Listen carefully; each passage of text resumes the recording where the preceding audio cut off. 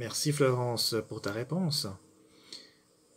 Donc on entend beaucoup aussi sur Internet qu'on peut aller chercher des tutoriels sur YouTube et puis voilà, on va un peu ici, un peu par là, on trafique gauche à droite, par des tutoriels qu'on trouve un peu partout.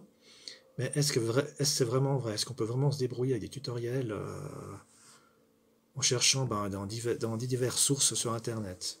Parce qu'on entend souvent, pourquoi on va payer un site ou une formation, par exemple, alors qu'on trouve tout sur Internet. Voilà. Qu'est-ce que tu dirais là-dessus? Est-ce qu'on peut vraiment voilà, trouver tout sur Internet sans débourser quoi que ce soit, sans poser de questions?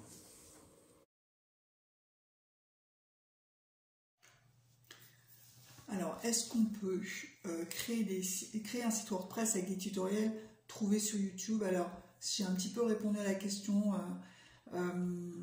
oui, on peut, bien sûr. Il ne faut pas se tromper de tutoriel.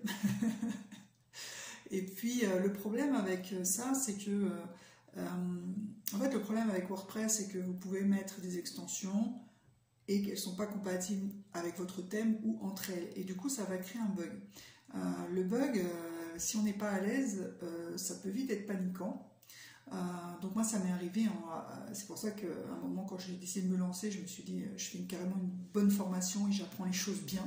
Parce que le premier site WordPress que j'ai créé, je me suis retrouvée avec une page blanche et je ne savais pas comment faire. Et donc j'ai dû faire appel à un webmaster qui m'a un petit peu engueulé en disant quand on ne sait pas, on ne fait pas.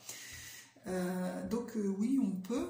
Après, on risque de commettre des erreurs qui ne sont pas forcément, des fois qui ne sont pas graves, mais des fois il y a des erreurs qu'on ne voit pas à l'œil nu et qui en fait sont un peu embêtantes sur la vitesse du site ou sur des choses qui finalement vont être importantes pour Google après.